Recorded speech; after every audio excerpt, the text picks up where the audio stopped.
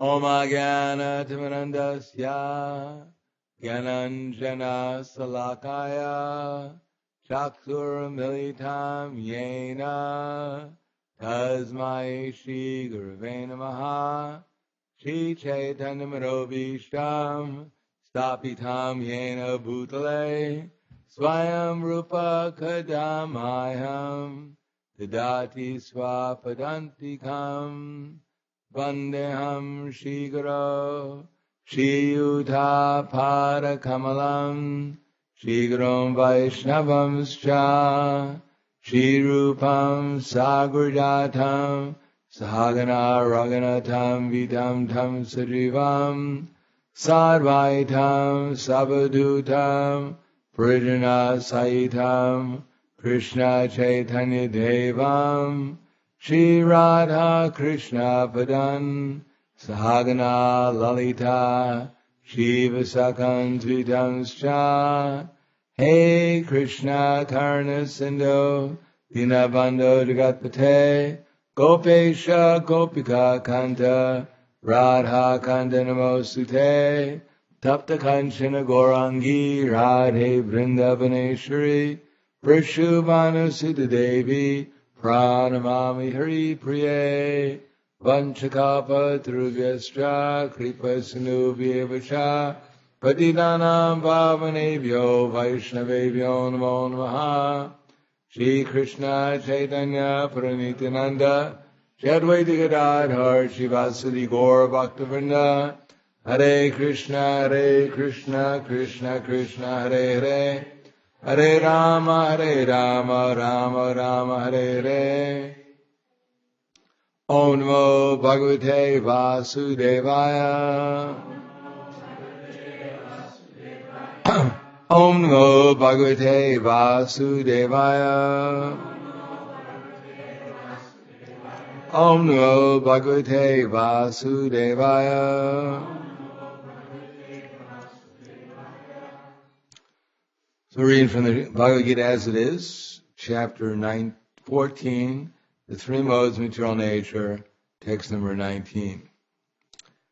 Nanyam gunebhya kartaram yada drashta nupashati gunebhyascha param veti madbhavam sodhigachati. Translation and purport by His Divine Grace, A.C. Bhaktivedanta Swami Srila Prabhupada.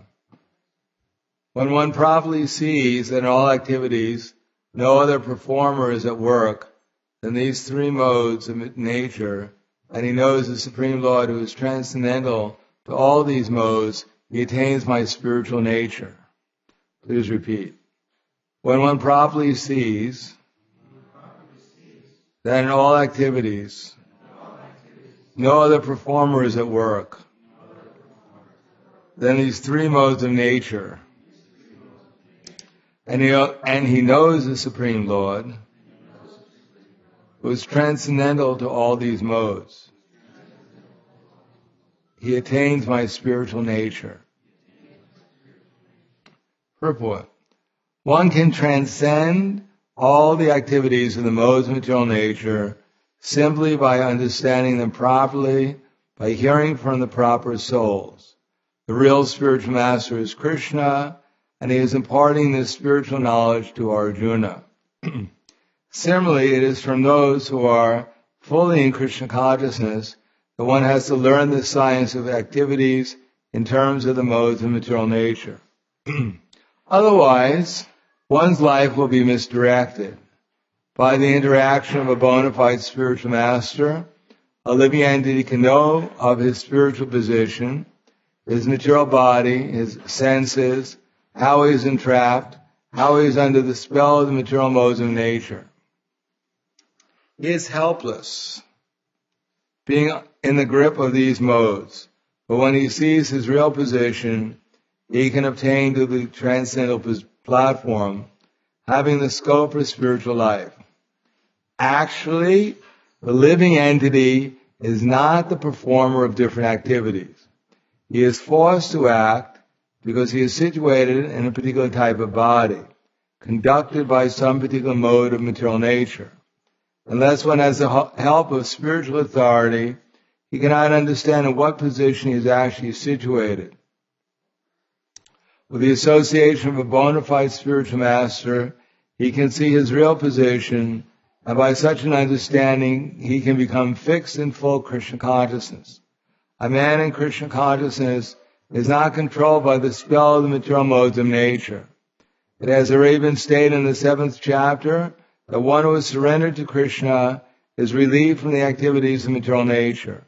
For one is able to see things as they are, the influence of material nature gradually ceases. So text 19 again. Nanyang gunebhya kartaram yadadrashtanupashati gunebhyascha param veti madbhavam sodigachati. When one properly sees in all activities no other performer is at work than these modes of material nature, and he knows the Supreme Lord who is transcendental to all these modes, he attains my spiritual nature.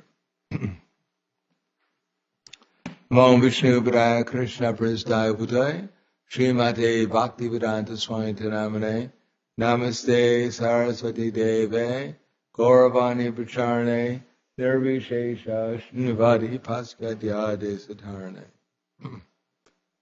This is one of the inconceivable ideas, the fact that we're not the doer of our activities.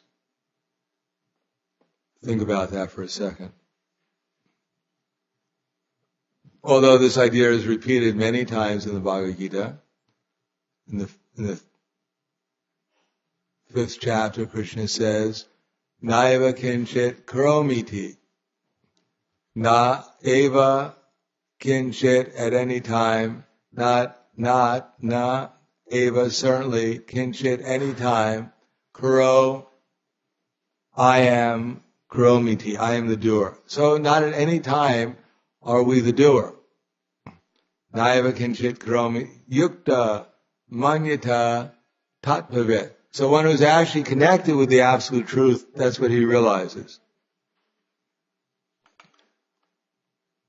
Naiva kinchit karomi ti yukta manyata tattvavit pashan srinvan sprishan jigran achnangachan swapan shvasan.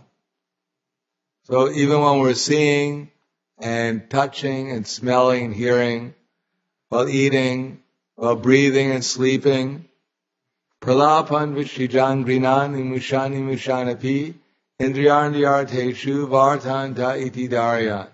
While speaking and evacuating, opening and closing his eyes, he knows that only the material senses are engaged with their objects and that he is aloof from them. So we're certainly the consciousness within the body. We're certainly aware of what's going on. But this present existence is exactly like a dream. We're dreaming that we're the doers.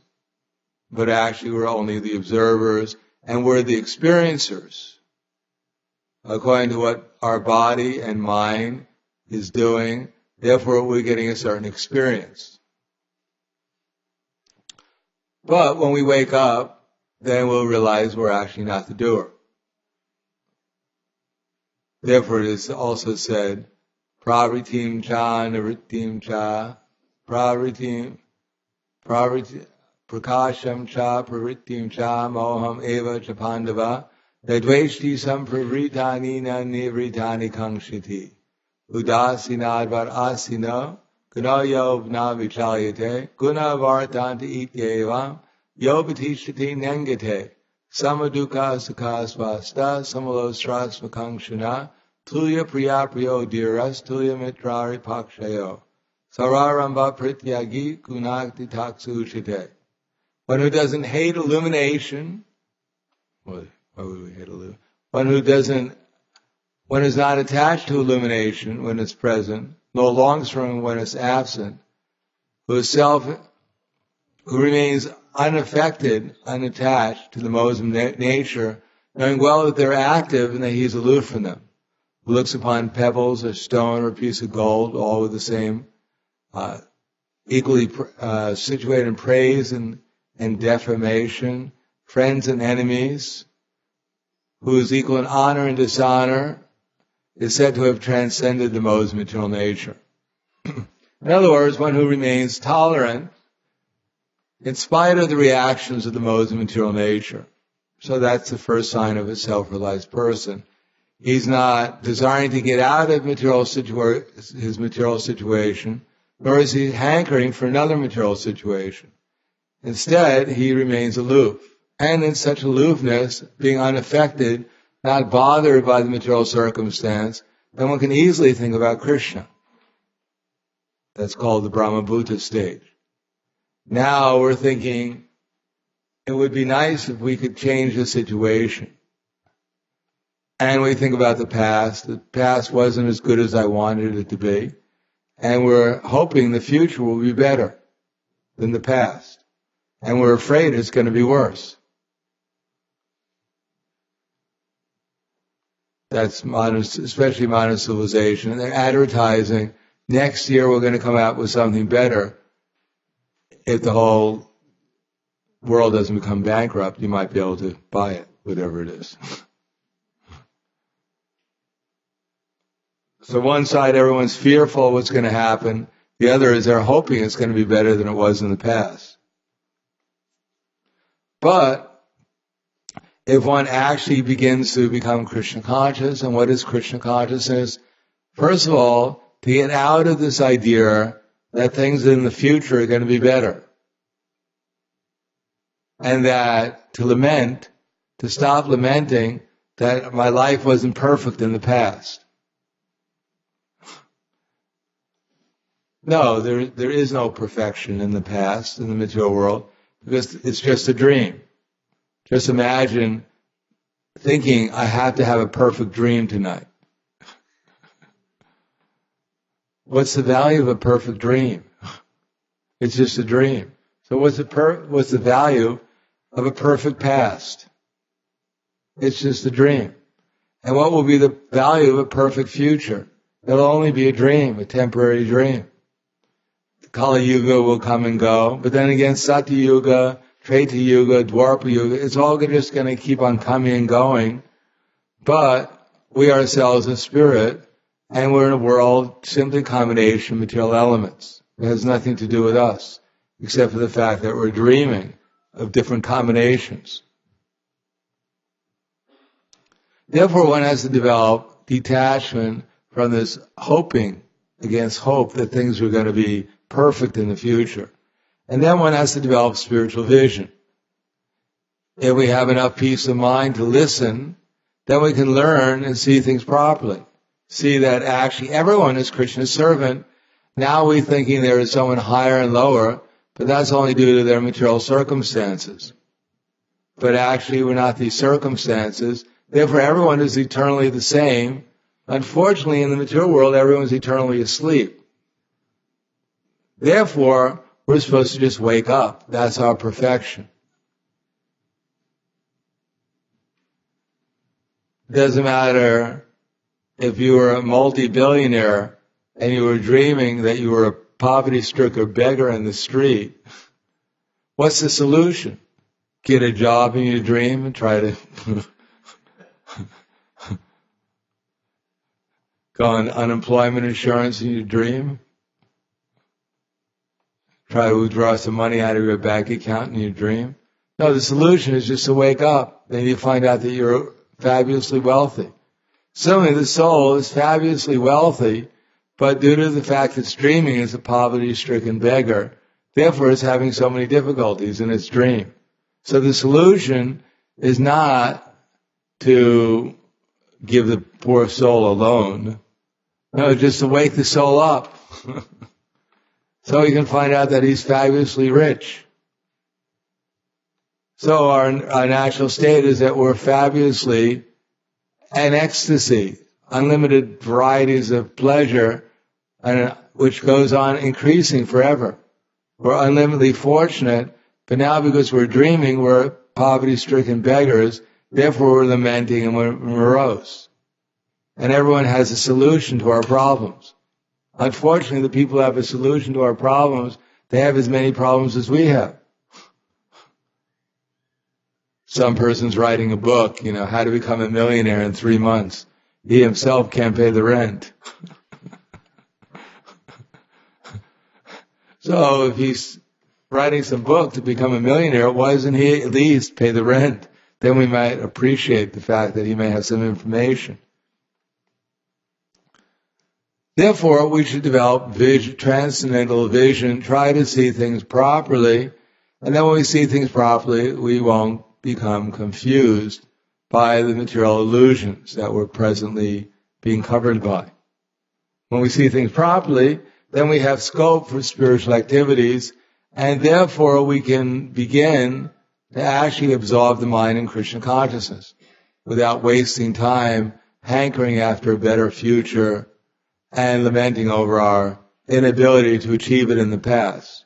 We can simply focus the mind upon Krishna and remain steadily in Krishna's service. Just like if you put an iron in the fire, then the iron gets hotter and hotter and hotter, then it becomes just like the fire. So similarly, if we just can stay connected with Krishna, then gradually we'll become into the fire of Krishna consciousness, and all the misconceptions will be burnt away. Then we'll wake up into the fire of spiritual life.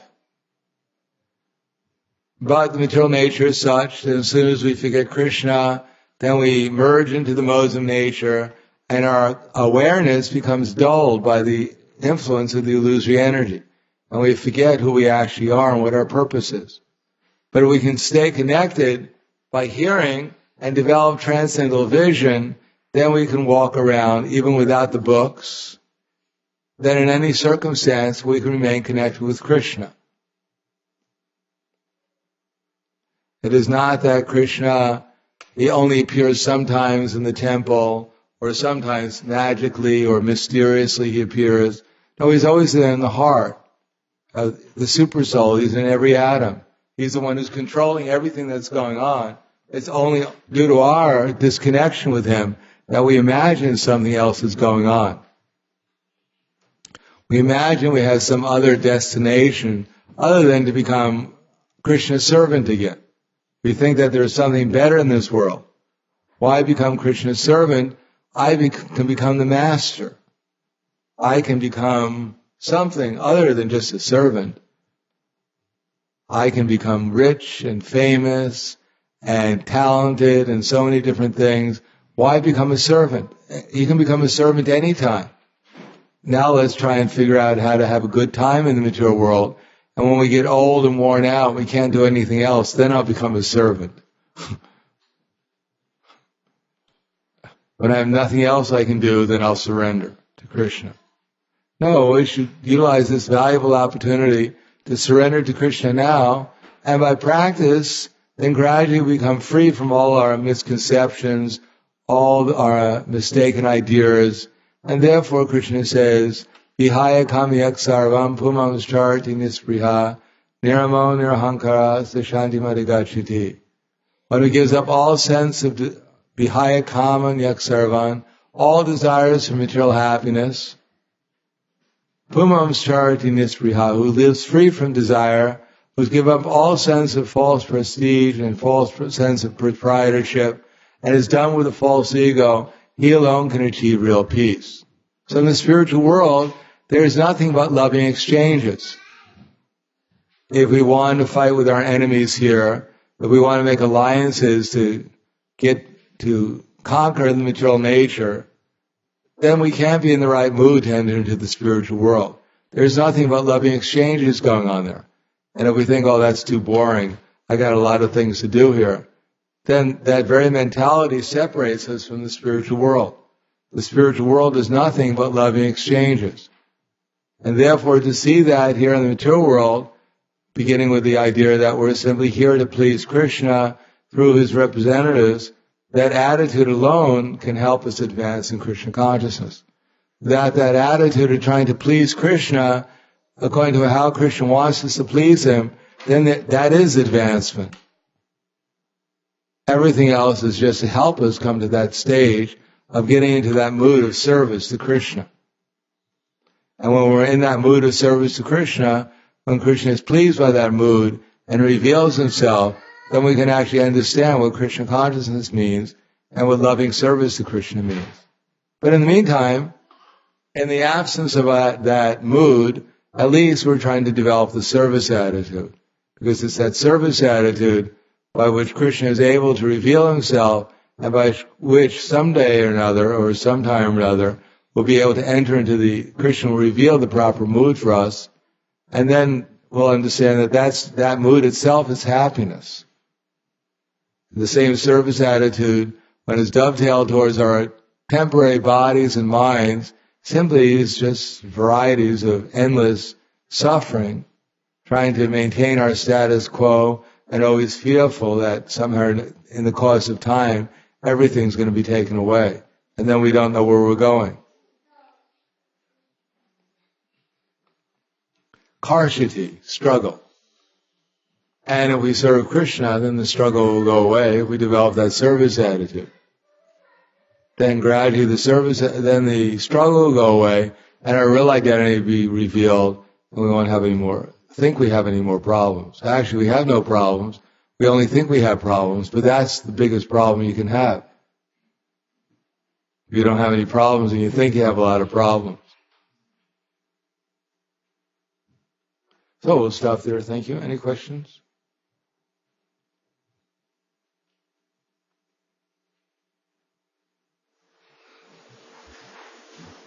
Yes. I'm wondering if you could talk about how it says the three modes of nature are the doer. Living entity is not the doer. The Supreme Personality of Godhead, it's not. Say, whose fault is all this action? If I'm doing this action, I'm getting... Well, we're not directly doing anything. It doesn't mean we're not responsible.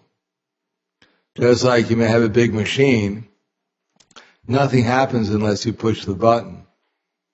But after you push the button, then the machine starts working, turning out cars. Now you can't say, I'm making the cars, it's the machine that's making the car. But because you push the button, therefore the machine's working.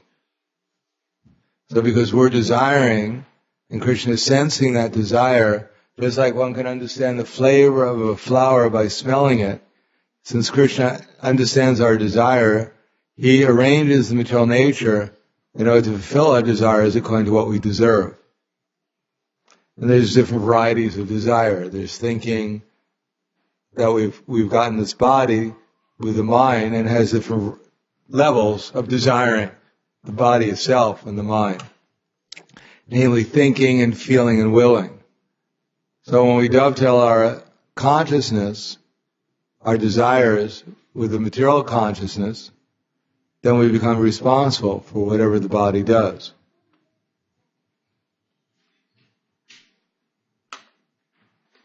And when we dovetail our desires with Krishna's desires, then we become aloof from the whole thing. So the mind's gonna thinks about things, it feels about things, and it wills to do things with the senses.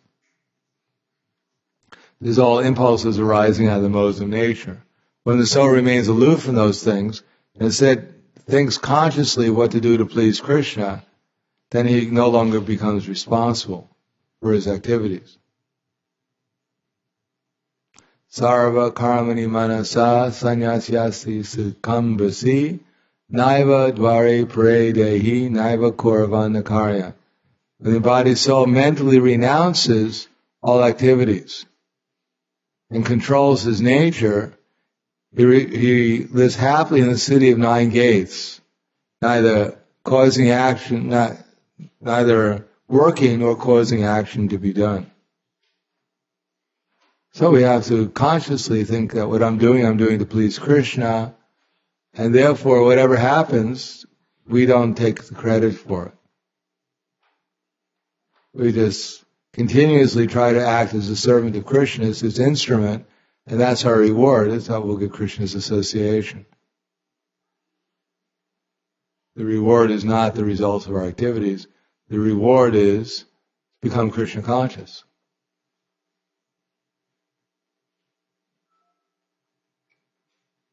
And then as much as we become Krishna conscious, then we'll directly perceive how Krishna, through his material energy, is actually the doer. But we have our part because we're desiring.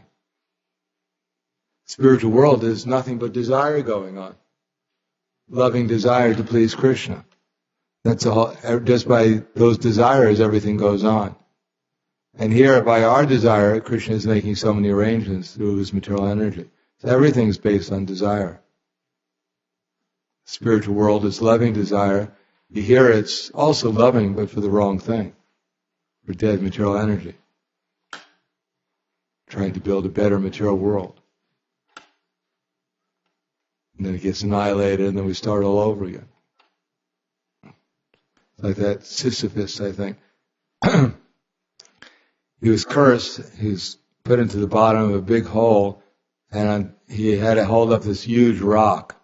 And he spent his whole day bringing the rock and trying to push it out of the hole. But as soon as he got near the top of the hole after great endeavor, just about to push the rock out, the rock would fall back. You have to start all over again. He was cursed to do this eternally. So that's the material world, trying to solve all our problems. By the time we're 90 years old and we have our problems solved, we die and we have to come back and start all over again.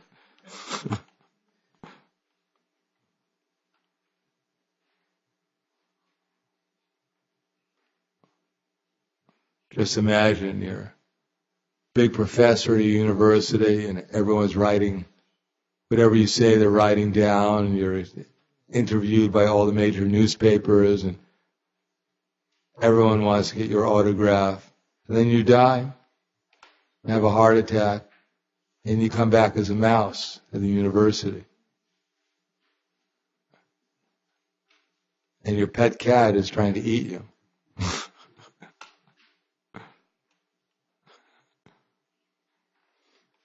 Or even if you come back as a human being, all you know is goo goo goo goo goo goo goo goo.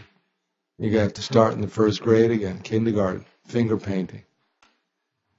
Even Michelangelo, he may have been a big artist in his last lifetime, and now he may be finger painting somewhere in kindergarten.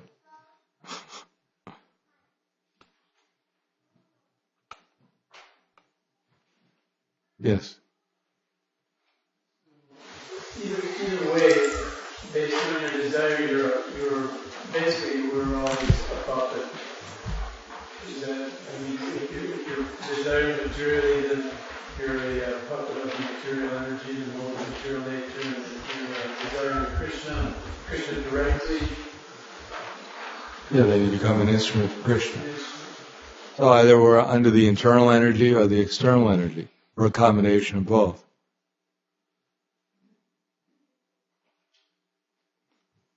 Anything else? Yes. I was noticing, in the material world, we're always governed by the modes. But when you really get deep into chanting Hare Krishna, you really get into kirtan. Like this last weekend, I was in Guadalajara for Rath Yatra, and I was noticing there that as I would get into kirtan, as it's going on for 30 minutes, an hour in the Rath Yatra, that you just feel like you're not governed. You're not. The modes have gone away. You're in a different world. And then after the Rath Yatra, maybe an hour, 30 minutes or whatever, and you feel like you're kind of like settling back down into the material world. So how is it that we can, of course, always be Krishna conscious? How is it that we can always be just off of this material world? How is that possible? Well, when we come to the platform of Krishna consciousness, when we actually become conscious of Krishna, then we won't fall back again. Now, even when we're in the fire of Krishna consciousness for some time, that doesn't mean we're actually factually conscious of Krishna. We actually remember Krishna, but to speak when Krishna actually reveals himself to us, then automatically we'll be Krishna conscious all the time because of the higher taste. But that may take some time.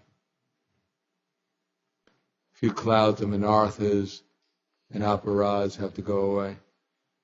And when we're in Nishta, then there won't be any obstacles to being Krishna conscious all the time. Now, due to association, as soon as we're not in intense association, as soon as we stop, then due to our previous attachments, once our consciousness becomes attracted by the external energy, we begin the process of contemplating objects and becoming attached to them and feeling frustration and being illusioned and etc., etc. So, good association, then it's easy. And when we lack that association, it becomes more difficult. Seems like a sad, anyway, I guess it's not now in my life, but it seems it's very sad that you can go from that point of feeling like you're blissed out completely in kirtan or something, or one way or the other. You're just in the association of devotees, you're chanting and you're pulling Lord Jagannath, just pulling, this cart, chariot, and then you come back into that, Yeah, so it takes practice. It takes purification and practice. It's undoubtedly difficult to curb the restless mind, Arjuna, but it's possible by suitable practice and by detachment. So we have to take to sadhana bhakti, and gradually things will be revealed to us so we can remain steady on the platform of Krishna consciousness. Anything else? Okay. Thank you very much. Grantaraj Bhagavad Gita Ki Jai. Srila Prabhupada Ki Jai. Gaur Premanande. Samaveda Bhakta Vrinda Ki.